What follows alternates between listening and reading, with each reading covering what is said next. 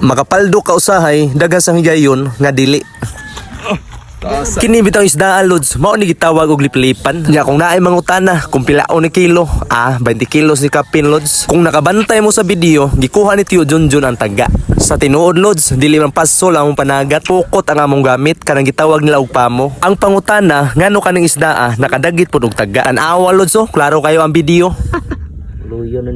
Sa amo ang pangagpas mangud lods, hapit na ni siya nakuha sa mamasulay. Ug klaro kaayo magita sa video nga nakabuhi gyud. Ug paglangoy niya tungod kay naluya na pud ning liplipan, baong ni diretso ra pud siya sa pukot. Pero okay ra pud kay naa ra pud siya sa maayong kamot. Ang importante no di gitagaan tag grasya sa Ginoo bisan gahangin-hangin diri sa isla. Kay luoy kayo ang managatay, pila na pud ka adlaw nga walay panagat tungod sa hangin nga habagat. Pagkadakuan na lang yun aning isdaan lods, ikog palang daan no, murag yung sirena, napay ulo, sus, tajin. Nya mauna, gidala na po na mo sa daplin, kay hunas lagi ni higayon na. Gaan lang po ni siya gruyon, basta naalay dagat. Daghan po bitang higayon lods, sa tuwang pagpinginabuhi, kadaghan po tangagi kabuhi.